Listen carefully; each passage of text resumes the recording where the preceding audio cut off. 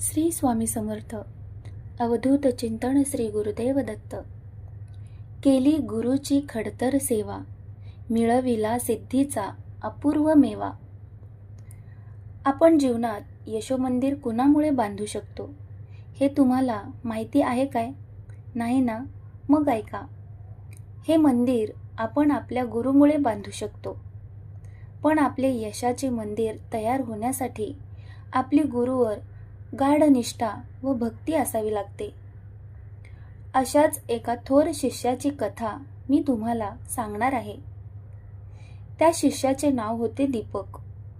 दीपकने आपल्या अखंड परिश्रमाने गुरुसेवा करून अमोल ज्ञानाचा ठेवा कसा मिळवला ते आता मी तुम्हाला सांगणार आहे. तर गोदावरी नदी तुम्हाला माहीतच आहे. तिच्या तीरावर रम्य वनश्री आहे. तेथील आल्हाददायक वातावरणामुळेच अनेक ऋषींनी ती जागा तपोभूमी म्हणून निवडली होती. याच तपोभूमीत वेदधर्म नावाचे थोर ऋषी होते. त्यांचा शिष्य समूह फार मोठा होता. त्यात दीपक नावाचा एक शिष्य होता. तो त्यांचा फार आवडता होता. शिष्यांची परीक्षा गुरु मनात येईल तेव्हा पाहतो.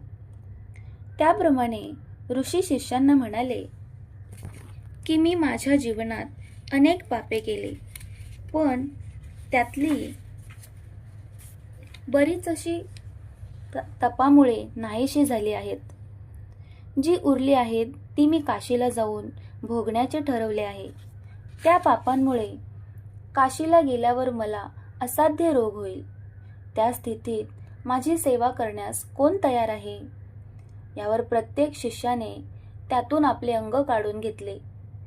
पण दीपक पुढे झाला. त्याने तयारी दाखवली.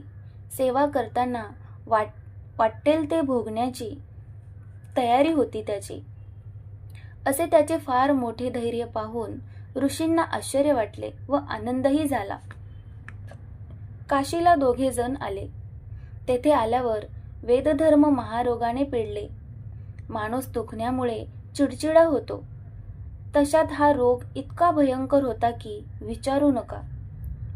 त्यामुळे ते फार चिडखोर झाले. दीपक अहोरात्र त्यांच्या सेवेत मग्न होता.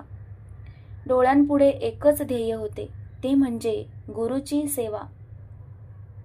ही सेवा करताना त्याच्या मनात फार आनंद होत असे. दीपक जणू आनंद सागरात पोहत असे. सेवा करताना त्याला फार शीण येई, थकवा येई.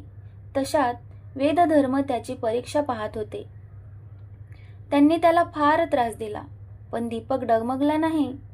त्याची निष्ठारूपी ज्योत अखंड तेवत राहिली, जळत राहिली.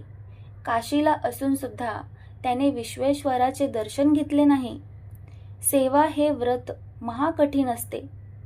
ते वर्णन करून सांगता येत नाही.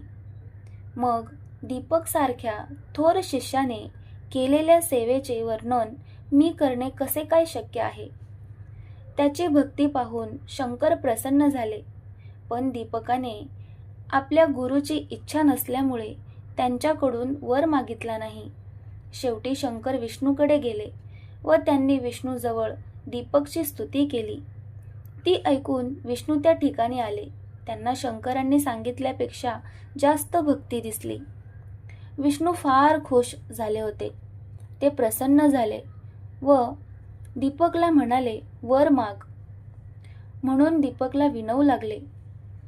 दीपकने काय मागितले असेल? तो म्हणाला, मला गुरुसेवेत अखंड रमू द्यावे.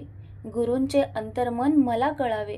विष्णूंनी संतुष्ट होऊन त्याला वर दिला. ते म्हणाले, गुरु म्हणजे प्रचंड ज्ञानसागर आहे.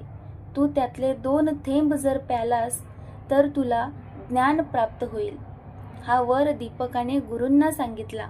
ते ऐकून वेदधर्मांना त्या क्षणी दिव्य देह मिळाला. दीपक परीक्षेत पुरेपूर उत्तीर्ण झाला होता. वेदधर्मांना फार आनंद झाला. त्यांनी दीपकला आशीर्वाद दिला. ते म्हणाले, तू काशीतच राहा. तुझी वाणी सर्व सिद्धाने काठोकाठ भरलेली असेल. विश्वेश्वर कृपेला तू पात्र होशील. म्हणून असे म्हणता येईल केली गुरुची खडतर सेवा, मिळविला सिद्धीचा अपूर्व मेवा. तर श्रोते हो, तुम्हाला ही कथा कशी वाटली कमेंट करून नक्की कळवा. व्हिडिओ आवडल्यास लाईक, शेअर आणि सबस्क्राईब करा.